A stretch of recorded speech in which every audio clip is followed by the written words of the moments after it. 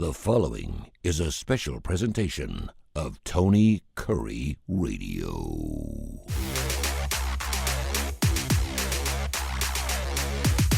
Welcome back to K4Wins, K4Wins.com, a fantastic website. If you were on it this past Saturday morning, or even if you were on a little before, you got a nice little long shot. I say a long shot, but some good time money there. And the ponies and the Kentucky Derby is because Kip Keeper in my upper left-hand corner knows everything. He's executive director, for God's sakes, the Birmingham Race Course, so he knows what's going on.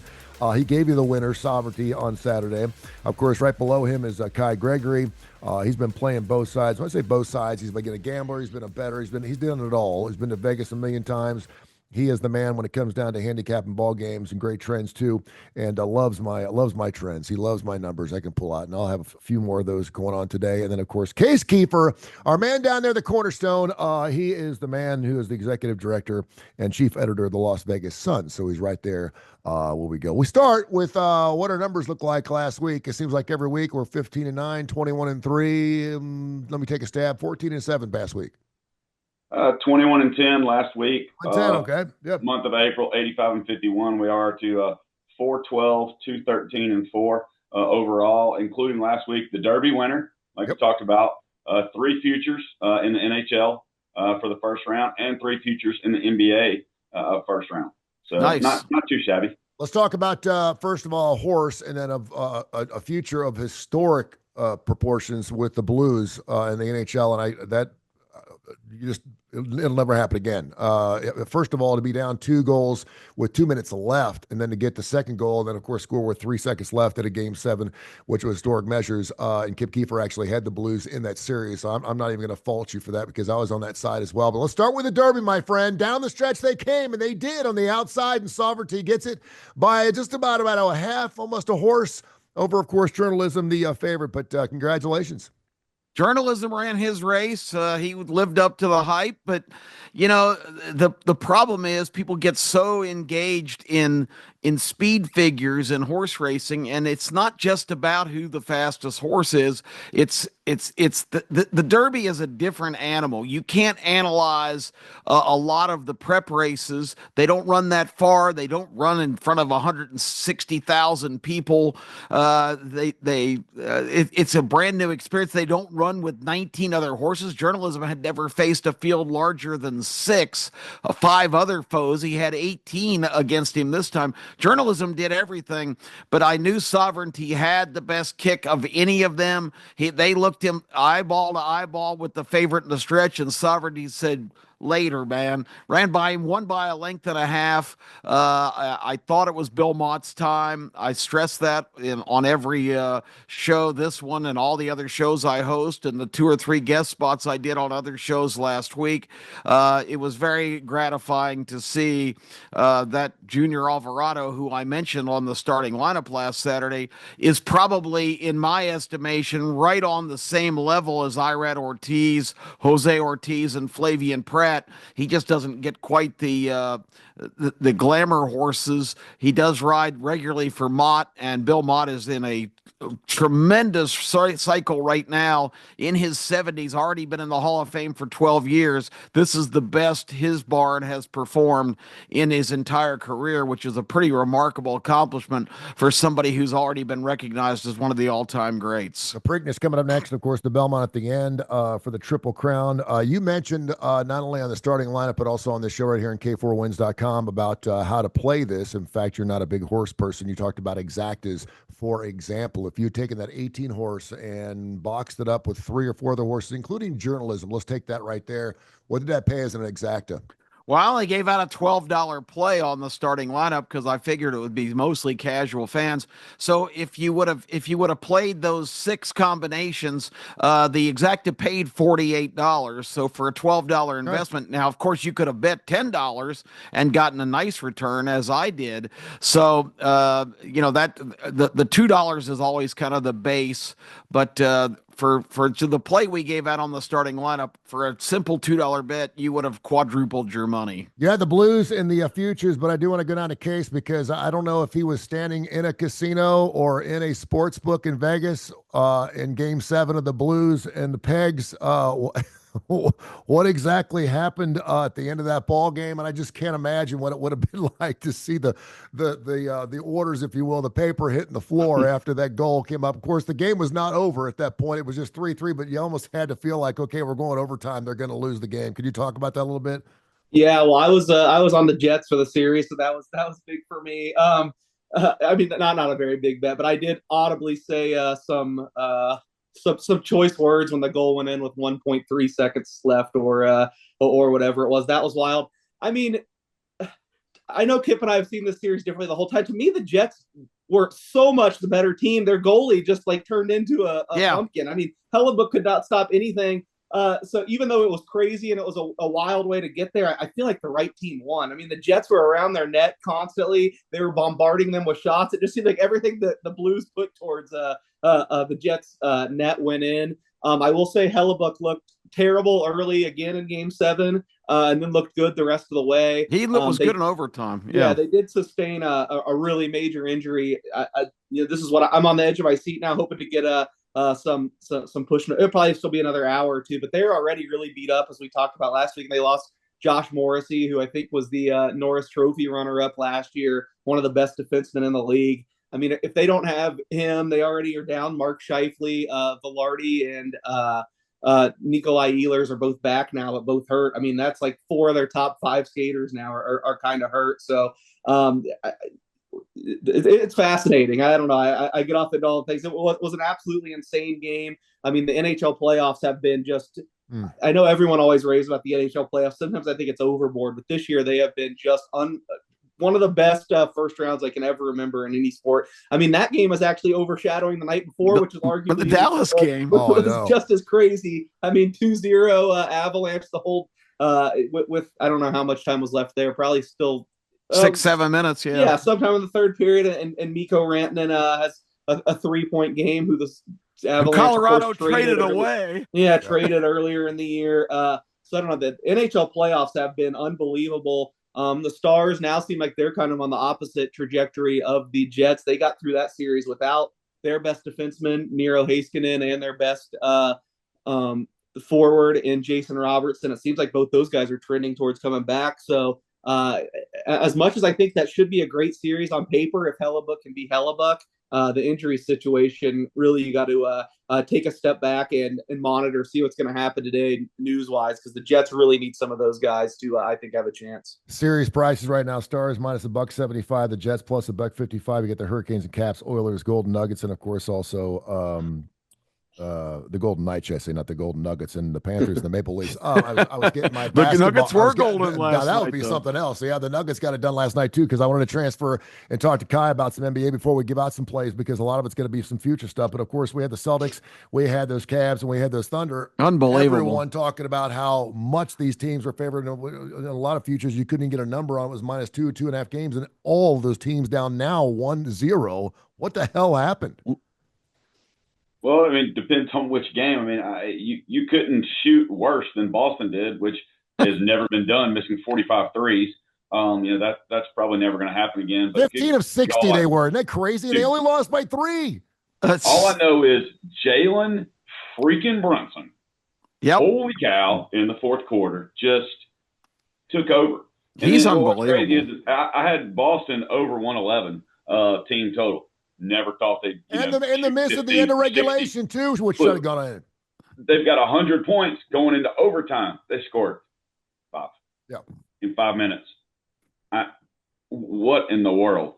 OKC, young team. I expected them to bounce back very strong in the next game. I know a lot of people are like, hey, Denver can win this series. Denver can win this series. And I'm not saying they can't win, but I really think SGA is going to be good and pissed off after last night. I expect him to bounce back one of his huge games in game 2. And I still like OKC in 6. All right. So, and you're obviously the prices you're getting, if you were thinking you were going to go with the Knicks or the Nuggets or the Pacers, you're obviously going to hope that they lose that first game, because you're going to get a better price if it's even possible, because you had them plus 2.5 games. Now, of course, you're looking pretty good if you got them plus 2.5. But is there any value there at taking a team that's up 1-0 right now, getting $1.90 when they were such a huge dog going in, Case? Not in my opinion. I'd actually look the opposite way. I mean, last year at this time, the Celtics thing, I think Kai nailed part of it to me. I mean, I think they lost game one to the Cavs last year in the second round, and everyone was freaking out. Oh, these teams are chokers. They can never do it in the playoffs. They can't hit shots. I mean, this is just they play such a high variance style, throwing up 63s. Like it's just statistics. Like you're going to have a night where you miss a whole bunch. Like you said, they still barely lost. Last year, I haven't, it's still No, they shot here, 25%. They shot 25%. Yeah. Just put the ball up 60 times. It's still early here, so I haven't dug through the futures. But last year when this happened against the Cavaliers, I thought it's a little bit different this year. As last year, I thought the Celtics were just by far the best team. I was betting on them futures-wise all year because there's so much skepticism around them. So when they lost to the Cavs, I went and dug through the futures and doubled down, or not doubled down really. It's several bets, but I just bet more on them to win the series, more to win the Eastern Conference. I just thought no way they were going to lose. That would be a script I'd look towards again today. I'm probably going to dig through the future, see if I can get on them. I did take the Knicks plus 2.5 in the series. I expected them to win a game or two. I just thought price-wise, we probably talked about this Friday, but I mean, all year when they played at Boston, the two times I think they were like 7.5 point underdogs.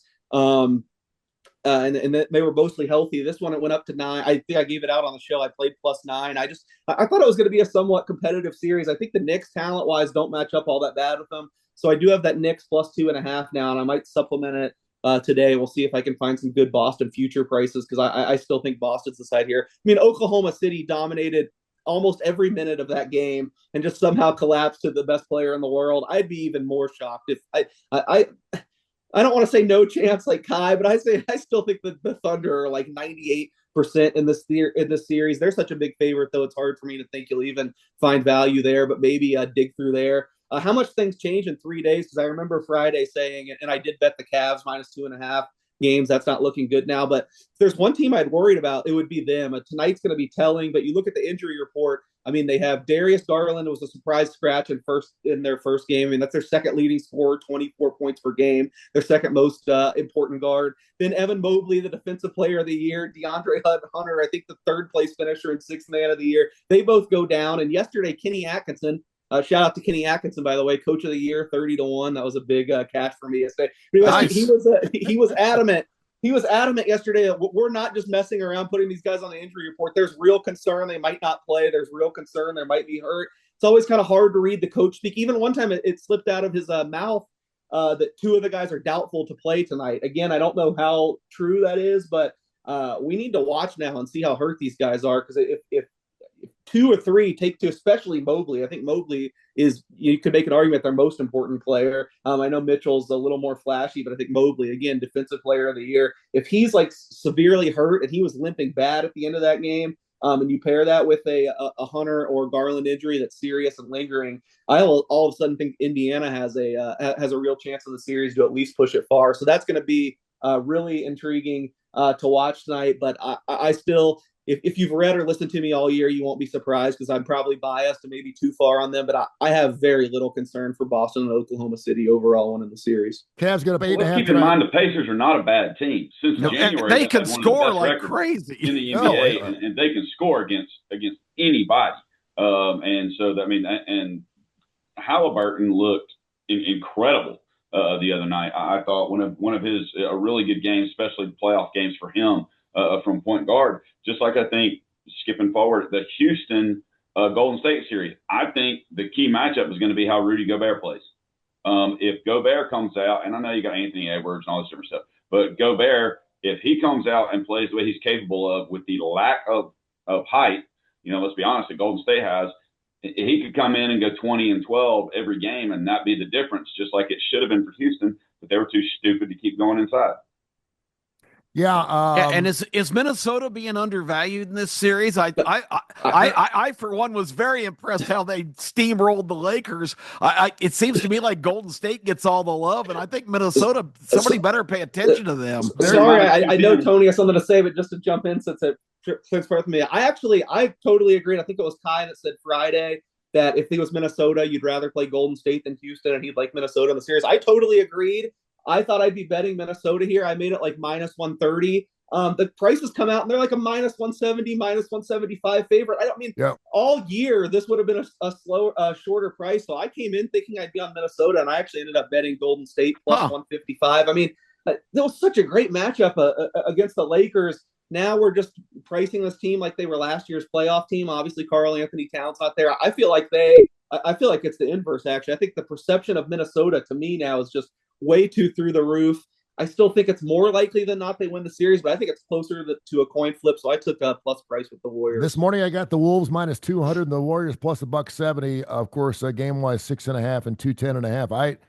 I was really surprised by that number as well, but at least, that's a number you can play. I mean, I don't like to give up the games. The 2.5 games is one of those things where, just one game is going to make or break, whether you're going to make your bet or not. All right, before we get away from the NBA and get back in the NHL a little bit, because we do have 3 series that have not started yet. And of course, a lot of the NBA series have gotten underway with exception of the Warriors and Timberwolves. Any other thoughts between you guys on how you feel about any particular games or whatever? Because obviously we're doing the show on a Tuesday. We do only have the Warriors and the Timberwolves game up for grabs tonight, but anything else that you guys are looking at from a future standpoint? Or are we still going what's the total in that game tonight? Because the way Golden State played defense against Houston, I really think with the inside presence from Minnesota, that thing's I like it to go under. I don't even know what the total is. 210 or 210.5. 210.5. Still like it to go under. Yeah. And the Cavs, got the bigger nut at 2:30 later on tonight. Yeah, and I got to be honest with you. I've had a really difficult time. I'm an over/under kind of guy, and I've had a difficult time. I've hit a last couple, but the over/unders have been sporadic at best, and some of them are off 20 or 30 points too. This has been very, very difficult. Any other games you guys like? I mean, we're just assuming the Knicks and the Nuggets or the Knicks and the Thunder and the Cavs are going to win their series, but it's just going to be more of a fight than we thought. Is that what we're going with? Thunder and Celtics, like I said, for sure. Tonight, nothing huge for me. I wanted to bet the Cavs in this game. I thought it was a great spot. I made it 9.5. It opened 9.5. Just when I got the injury update yesterday, I had to take a little nibble on the Pacers plus 9.5. I will not like that again if all 3 of those guys play and are fine, but I did bet the Pacers plus 9.5, a little bit different number. And I bet this very small, even less than a typical bet for me, but I am opposite tonight on Golden State, Minnesota. I bet over 208.5. It's now 210. So it's closer to what I made. I made like 212. Again, maybe I'm wrong. I just feel like the Timberwolves, and I like this team. I was all over them last year. I had them to go to the finals. It hurt when they lost in the Western Conference Finals, but I just feel like the perception of them has shifted so much for beating up on a Lakers team that they matched up really well with. The total in this matchup during the year was around like 217, 218.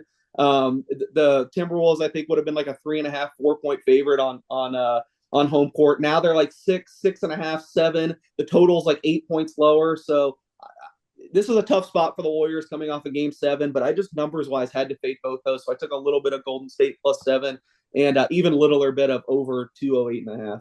As opposed to doing entire season futures, which we do here. And as you just mentioned, Coach of the Year, Case is all over futures and is just fantastic at it. I know a lot of people don't like to put money up early because they're not going to get it as quickly as they would if they just played a game. And these are great. I love the series futures. Kip, let's go to you. We got some NHL going off here with the Hurricanes, Caps, Oilers, and Golden Knights, and of course the Stars and the Jets. Those 3 series, do you have any prices on this series that you like to play a little bit? We got the Hurricanes minus $1.85, Oilers and Golden Knights minus $1.10, the Stars $1.75 with the Jets $1.55. Do you have any series price you like there? Well, I know Case is kind of high on the Hurricanes, and certainly personnel-wise, they are on paper superior to the Capitals. But the Capitals have home ice advantage here. They have a streaky goalie that we know well because he was with the Golden Knights for a long time, Logan Thompson, who can be spectacular or can be a little loose at times. But I think the Capitals are a live underdog in this series because I just don't. Down the stretch, I just don't think the Hurricanes have played up to their potential in terms of their personnel. There's just something just missing to me for this team, and I may be totally wrong. The series might be a one-sided affair, but I think the Capitals are live. And the other intriguing series is in Las Vegas starting tonight. The Golden Knights and Edmonton have been kind of annual rivals in the playoffs on the road to winning the Stanley Cup a couple years ago.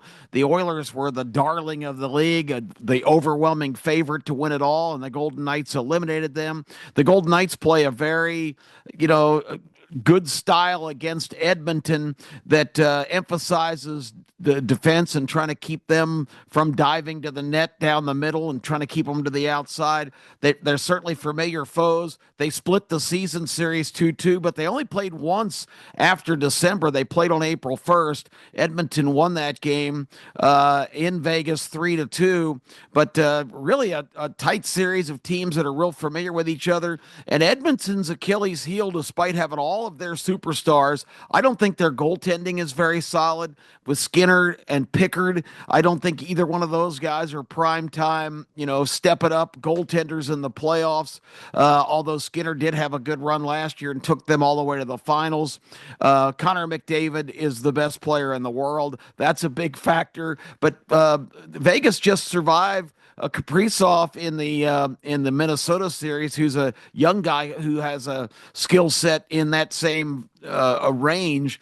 So I don't know. I like Vegas to win the series. I might be a little biased, but I just think their style. I think the Edmonton defense and goaltending is a little shaky historically, and I think if we get the Eichel and Hurdle to step it back up for Las Vegas, they didn't have great series point-wise or goal-wise against Minnesota. I think if those guys show back up, I think Vegas has a real good chance to win this series. The head of the heart case, where are you going with Las Vegas?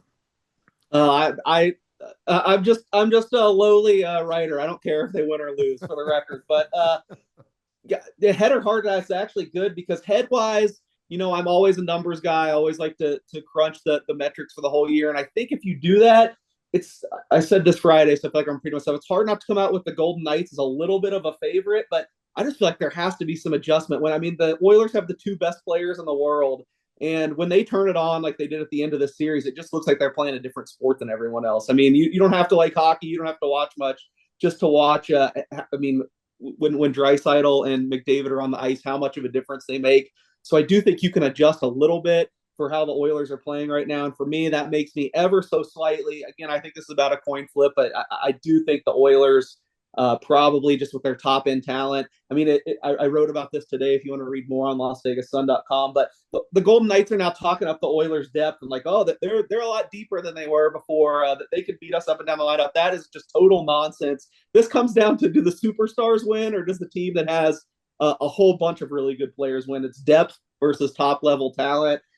In the playoffs, I just ever so slightly lean that top level talent. So maybe just barely the Oilers. I will say that Kip's right. Their defense, their best defenseman's still out. Their goaltending, actually, they swapped. I think they're going to go with Pickard tonight. To me, if they go with Skinner, it's a way better option.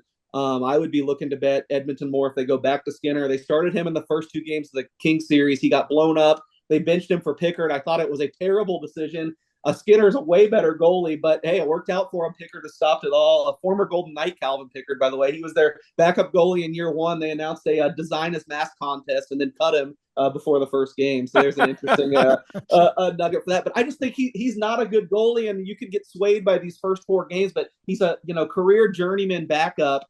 So I don't think they're going to switch back to Skinner, but I think their win probability increases dramatically if they go back to Skinner, even though he's been shaky in the playoffs, hasn't been very good. So lean Edmonton there. I think on Friday I gave out Toronto in the series. We obviously got off to a good start, but their goalie got hurt. Anthony Stolarz, they almost blew it. Another crazy NHL playoff game. They gave up 4 goalies in the third period with Joseph Woll having to come in. And there were reports last night that Stolarz was vomiting on the bench from a head injury and had to get stretchered out of the arena. Oh, jeez. So, I don't know. I might be looking to buy back some on Florida if he's going to be out an extended period, because Woll's pretty good too. He's good for backup goalie standards, but Stolarz was amazing. And we've seen these backup goalies come in and never back down. But people forget Aiden Hill was the third goalie on the Golden Knights depth chart 2 years ago when they won the Stanley Cup. Laurent Brossoit gets hurt after Logan Thompson was already hurt early in the Oilers series. Aiden Hill comes in and never looks back. So I'll give Wool a chance. But, man, I'd love Toronto in the series right now if Stolarz was healthy. But a little worried about that one. Tonight, I didn't bet the game, surprisingly, given my conviction on how much I like it. But it just moves so much that hurts. I just think Carolina is so much better than Washington.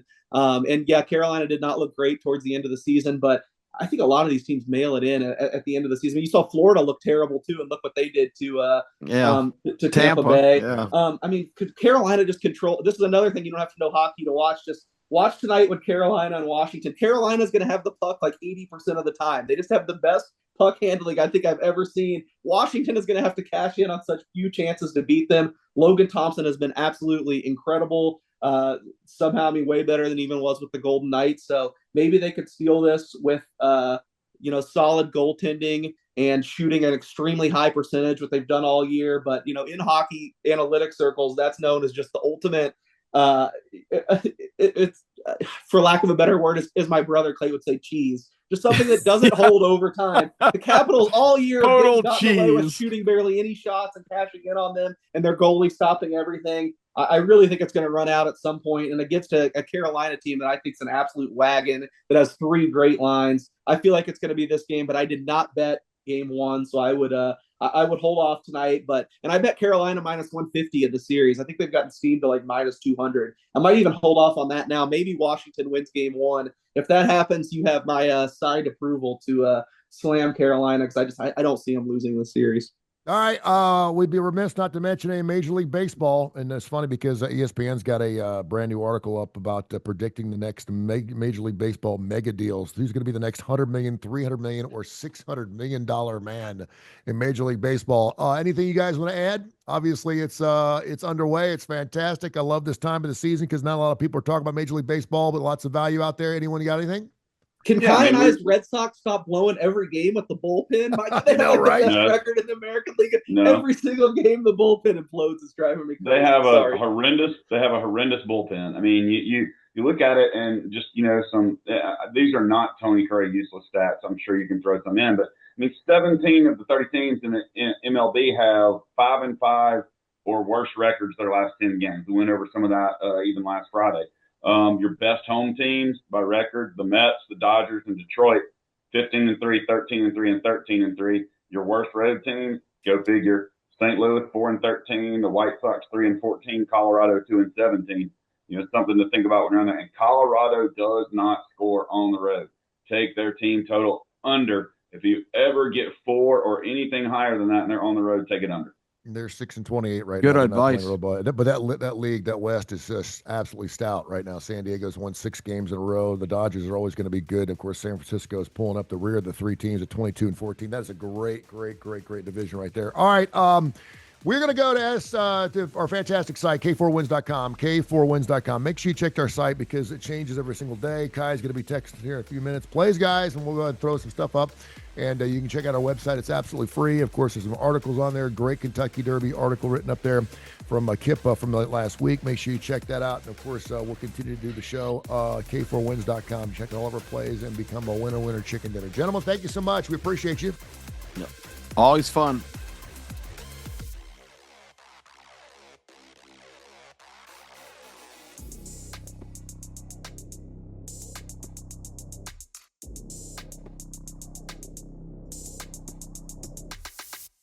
This has been a special presentation of Tony Kurre Radio.